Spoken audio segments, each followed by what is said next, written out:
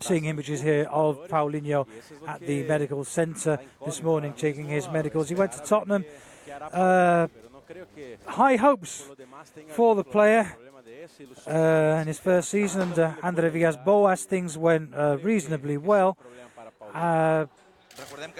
Perhaps one of the turning points was the 5-0 defeat at home to Liverpool when he was sent off, in fact, for high challenge on Luis Suarez, who's now going to be one of his teammates at FC Barcelona, of course.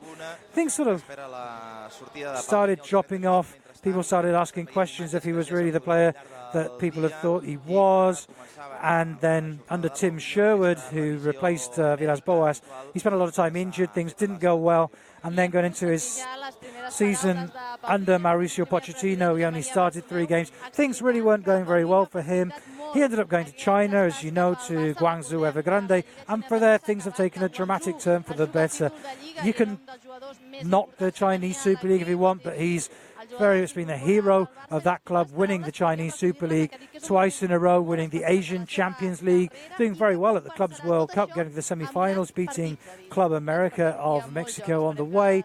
And if you look at other players like Teixeira, like Ramirez, like Lavezzi, like Oscar, they're examples of how it's not that easy to settle into Chinese football.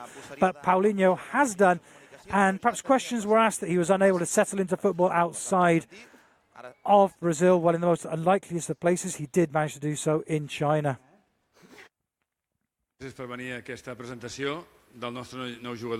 We're now hearing a repeat of the presentation of Paulinho earlier on, where Mr. Bartomeu spoke about how grateful he was to the Brazilian for accepting the offer to sign the player to the club.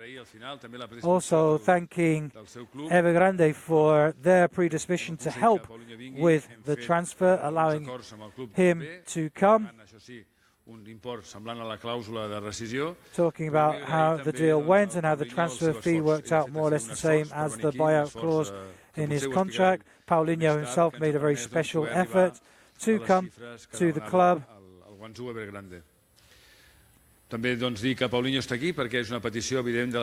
Explaining also how he joined for the club, because the coaching staff and the manager at the club had wanted him as a player. They'd been following him for some time, knew he was the kind of player that Barca wanted, needed even. And he was explaining, obviously, Paulinho is going to be speaking to the fans later. He's going to be giving a press conference, which we will be bringing you live coverage of here on Facebook. But this was Paulinho's first chance, where he spoke about how it's a happy moment for him in his career, thanking the people for the efforts that were made to bring home, how he's looking forward to some really nice games, and thanking the staff for their astuteness for signing him and for entrusting in his ability to work for the club. And now these images are live. We're inside the stadium. We're hearing the Tot al Camp, the Cant del Barça, as the player is welcomed onto the field with a ball at his feet to be introduced on this scorching hot midday August summer day, to be introduced to the fans. Okay, let's see what his juggling skills are like.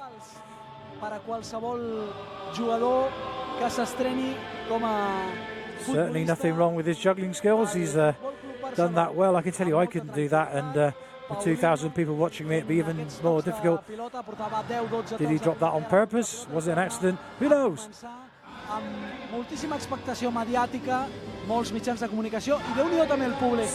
Paulinho doing his dribbling skills. There's about 2,000 people in the stadium at the moment. What's going on in the background, you might ask? Well, those are some children from the FCB Escola soccer school, which Paulinho is going to be joining in a little while from now. It's a new part of the protocol. We've not done this before. That this hopefully is going to become a tradition.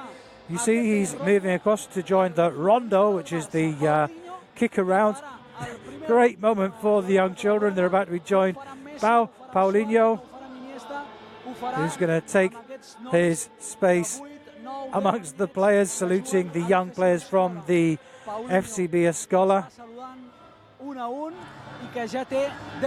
There was a moment of dread for me when Paulinho was about to speak earlier on, because I unfortunately don't speak or understand Portuguese. But it seems like Paulinho has an idea of Spanish. He was speaking slight Portuguesization, but generally pretty fluent and solid Spanish.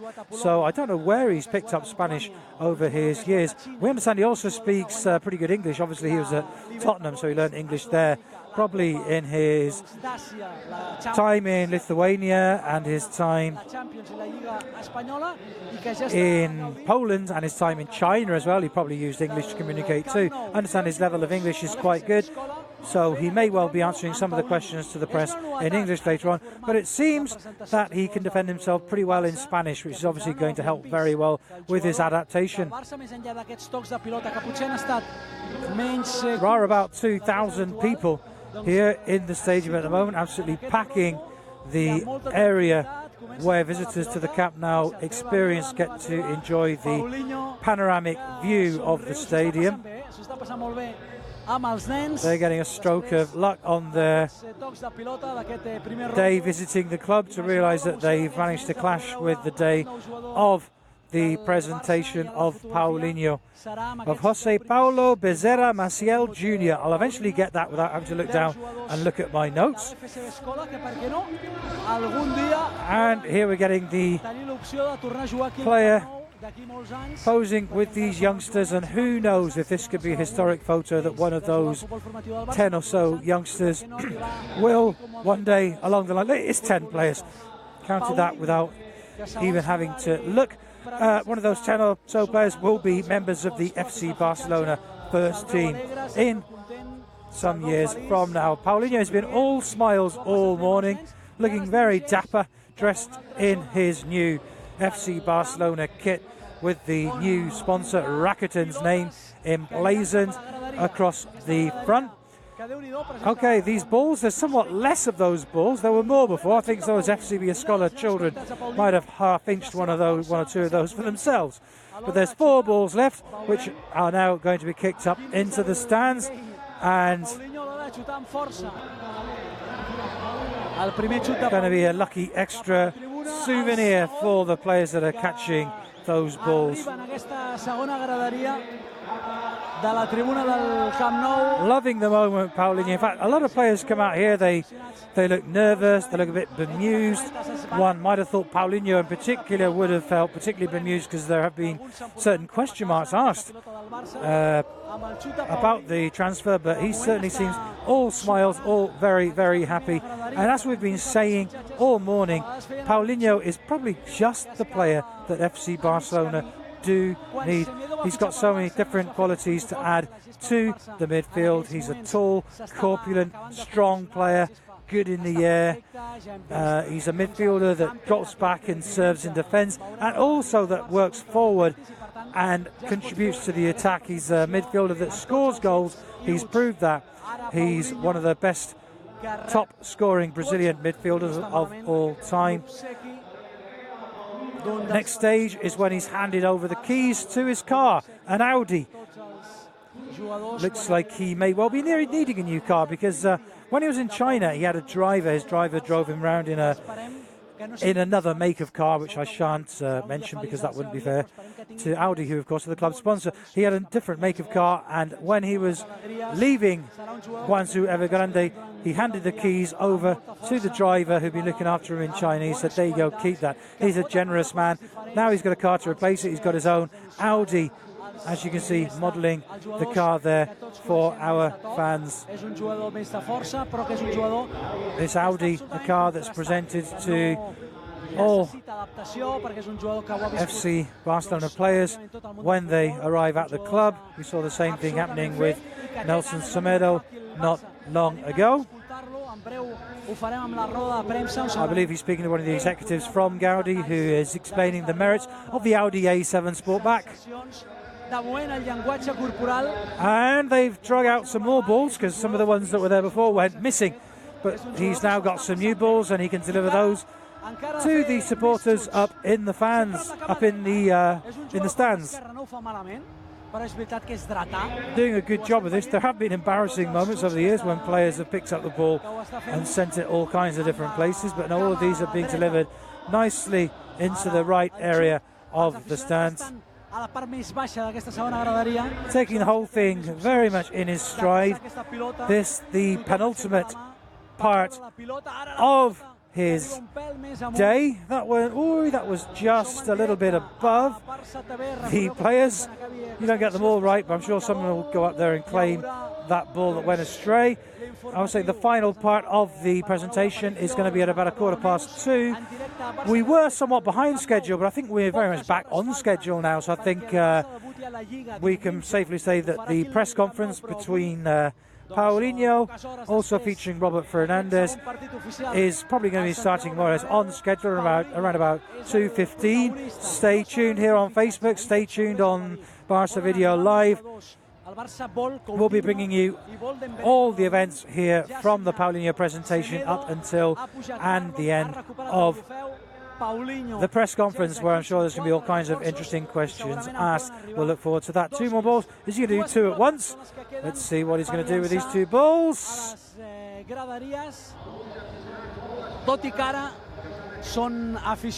I thought as much. He's saved those 2 balls for 2 of the disabled visitors down here at the front. It sounds like a cliche, but in Paulinho's case it's very much true. If you listen to what people that know the player, they're spoken about, what a generous player he is. He's very humble, he's very kind, and I'm not just saying that because you have to say that. It is very much true that people have said that he's an extremely warm-hearted, generous player. He does all kinds of things away from the limelight, where he likes to help people out, and he's very giving. Not the richest player in the world, but he does make money, and he's very, very fond of using that money to give it to people that are in more need of it than himself. So that's a player that very much fits in with the values of this wonderful club, FC Barcelona. Okay, that's the end of that lovely moment where Paulinho has delivered the balls. He didn't deliver a speech, which is something that often happens, so I assume we're going to count that as what happened earlier on when he was in the company of Bartomeu. These are images we haven't seen yet. In fact, this is Paulinho being shown into the dressing room. There's Robert Fernandez there, who will be joining him in the press conference. There he's pointing out some names of former players that have used this locker before. We saw the name of Riquelme there amongst them all. As you can see, the different names are kept and treasured so players can see who they've been with before. This was the moment when he got kitted out in the Barca strip for the first time ever. This happened just after signing his contract. We saw images of him going through the duty of signing both sides of every page of the contract. It was quite a heavy duty thing for the guy to have to do. I don't know why they can't just use a smaller font and squeeze onto fewer pages. You get it over and done with a lot quicker. Look, he even juggles sitting down.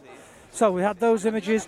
Now he's moving out of the door and into the corridor. This is him, I assume, just before going out onto the pitch. That's the players' tunnel.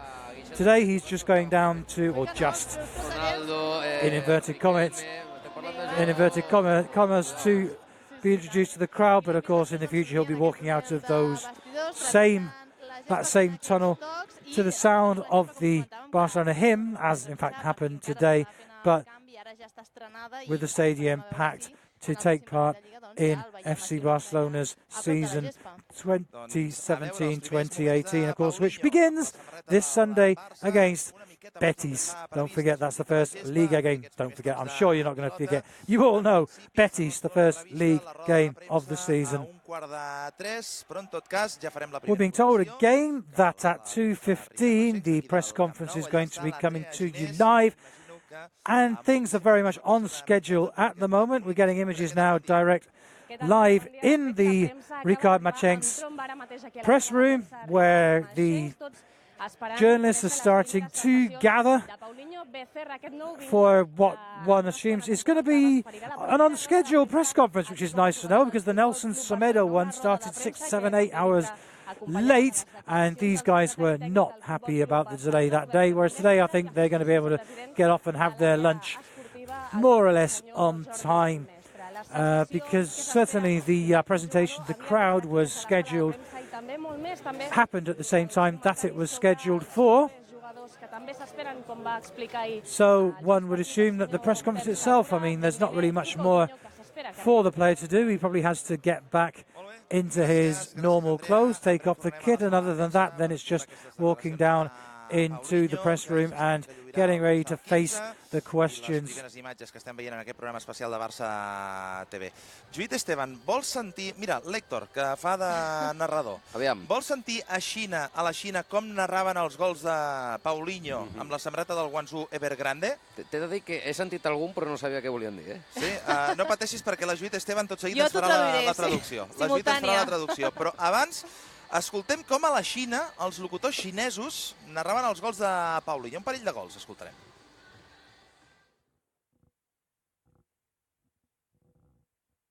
高一点儿，有了